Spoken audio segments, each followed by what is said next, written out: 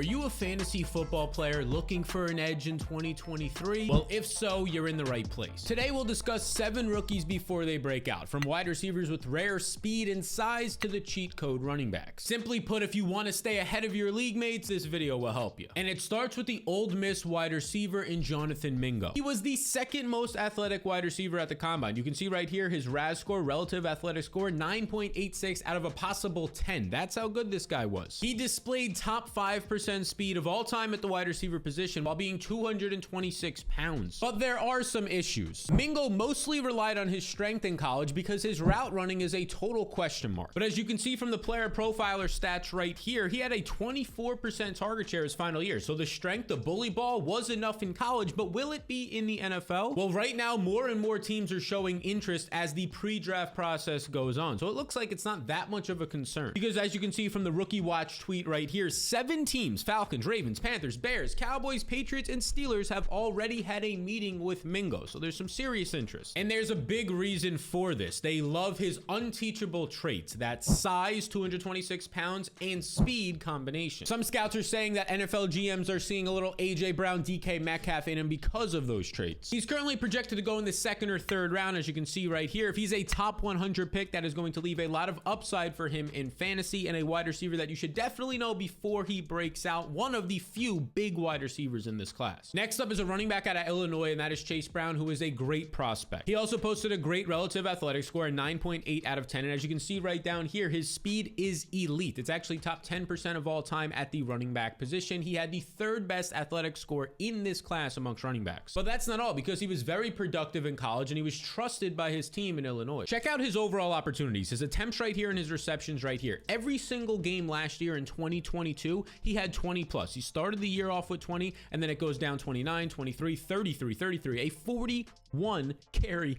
game all the way down through. He had 20 plus touches in every single game he was relied on, and this shows his workhorse usage. And overall, he produced over 1,800 yards in 2022, but one of his big concerns was his pass catching ability until last year. Because as you can see right here under the receptions column on the player profiler stats, he had 27 receptions in his final year last year. His entire career before that, he had 34 combined in those previous seasons. And 27 receptions is going to be above the average for a running back in college. When you start touching 20, that's good. 25 is well above average. This is a good sign that he could be a 3-down back in the NFL. Now, Brown had kind of an up and down Senior Bowl week. He had some days of bad pass protection and drops, some days of really good pass protection and great runs. So it's going to keep some people in on him or out on him. But he was ultra productive in college, dominated the NFL combine, and now he goes as the running back 68 in fantasy, or in the 19th round. So there's basically no risk here as it stands. So consider Brown, who is a borderline top 5 running back in this class, and the same could be said for this next receiver. And that is Tennessee wide receiver Cedric Tillman. A lot of people are talking about his teammate, who won the award for the best wide receiver in the country last year, and rightfully so. But Tillman himself is also fantastic. He broke out in 2021 with over 1,000 yards in 12 touchdowns. And then last year, he was having a solid start to the year before an injury cut it short. You can see a 162-yard game,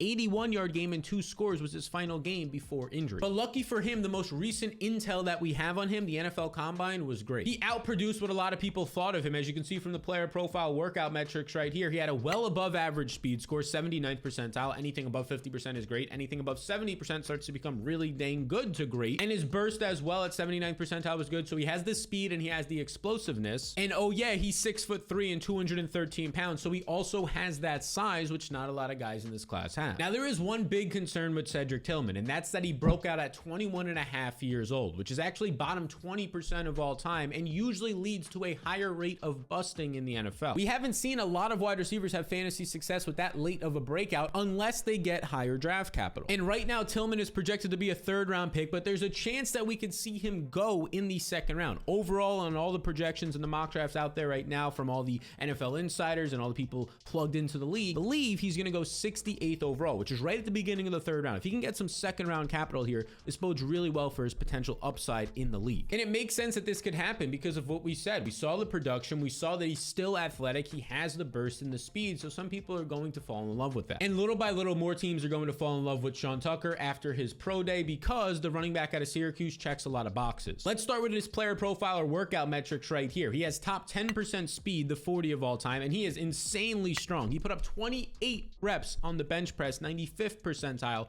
of all time, while being a nice size around 207, 210 pounds. But it continues to get better better because he broke out at just 19 years old and was ultra productive at Syracuse. In 2021, he had a monster year with 1,500 rushing yards. When you add in his receiving yards, it was over 1,700 total yards. And only Kenneth Walker, right here, is 1,500 rushing yards. Only Kenneth Walker had more yards after contact this year. And we know how good Kenneth Walker just was last year in the NFL. But the big question was, could Tucker separate himself from some of these other running backs in this class as a receiver? Well, he answered this in 2022 because he caught 36 balls in 2022, nearly 15% of Syracuse's total targets, which puts him top 3% of all time for a college running back earning that many targets from your team in a given year. Now, there are concerns. Tucker's tape doesn't show much agility, and he dropped nearly 25% of his targets in college. However, the Dalvin Cook comparisons that he's getting and his recent pro day success showing his speed is going to have some teams falling in love with him. Tucker currently projects as a 5th round pick, but after his pro day, this has been rising to the 4th round and even inching towards the 3rd round. Next up is a sneaky prospect that not a lot of people in the fantasy community are talking about, even though he was one of the best receivers in the country last year. And that's Xavier Hutchinson out of Iowa State, who broke out as a freshman. In his freshman year, he puts up over 770 yards on 92 targets. Again, reminder, he's just a 20-year-old at this point. And every single year from there, the production grew. Nearly 1,000 yards the year after that. And then last year, he has nearly 1,200 yards on 163 targets. Those 163 targets were the most in the country. And not only that, but he earned 34.1% of Iowa State's targets. That 34% target share is top 3% of all time amongst any single receiver and is second best in this class. This is how much this dude is being slept on. He was one of the 3 wide receiver finalists for the Biletnikoff Award, which is the best wide receiver in the country, yet not a lot of people are talking about it. And that likely has to do with some of the downsides to his game. He has below average burst and agility per the NFL Combine. His route running is still a question, and he did get a lot of scheme production underneath. And Hutchinson is currently projected to go in the 4th round, but there's mixed signals that he can go in the 3rd round. We really want to see him go as a top 100 pick so we could feel confident about his ability as a dynasty fantasy football player and for this year to get on the field as a wide receiver 2 or a wide receiver 3 for a team. Now, similar to how Hutchinson is a sneaky prospect at the wide receiver position, this next guy hits that at the running back position. Now, maybe some of you know him a little bit more because he played at a more popular program in the SEC in Auburn, but that is Tank Bigsby, who is still, compared to other running backs, flying under the radar. And the 21-year-old checks a lot of boxes. He's 210 pounds, good NFL size, and he has a lot of college production, which you can see for yourself right here. Tank broke out at just 19 years old. He goes for over 900 total yards in 2020, but then his final 2 years in 2021 and 2022, he averages over 1,200 yards and 10 touchdowns per season. But in 2022, he unlocked the cheat code, and that would be his receptions. They went up to a career high 30. Before that, he had 32 in his 2 previous years combined. So 43% more catches this past year than any other year in his career. And he earned over 15% of Auburn's targets, which is top 6% of all time and the 3rd best in this class. So here's your takeaway. Bigsby is a talented,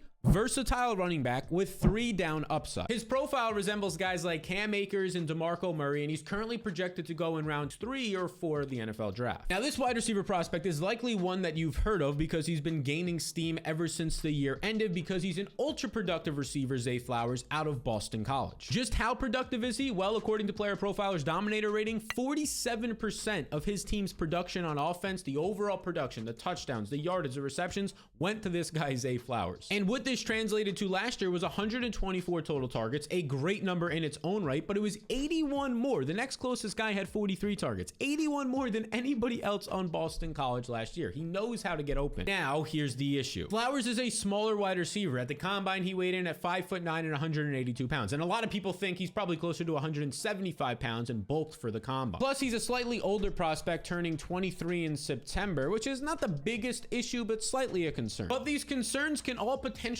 be put to rest based on his draft capital, because Flowers is currently projected to go late in the 1st round, and at the very worst he'll probably go in the early 2nd round, meaning some team is going to have a lot of investment, potentially a 50-year option if he goes in the 1st round in Zay Flowers, which skyrockets his potential at a top 24 and even top 12 finish in fantasy, not just this year but in future years. And even though he's smaller, if you've watched this guy's tape, he plays a lot bigger. He is a great contested catch guy and can play not just in the slot but a lot on the outside. And as you can see from next gen stats, One of his close comparables is a guy like Randall Cobb, but the other guy is Tyler Lockett. Similar production in college, very similar athleticism, and their overall scores pre-draft are near identical. So these are 7 rookies that you should have your eyes on before they break out for dynasty, for fantasy football, for draft knowledge, whatever you want to use it for. Now, if you want even more information and intel that can help you win your fantasy league this year and beat your friends, well, you could pre-order the 2023 Fantasy Blueprint right now for a limited time, just $5. And if you don't make your fantasy playoffs, I'll refund that $5, so it's risk-free. No catches at all. If you don't make the playoffs, you get that $5 right back, but 99% of people did not need that $5 back last year. I appreciate you for tuning in, and if you want even more content like this to give you the edge in your fantasy league this year, be sure to hit that subscribe button.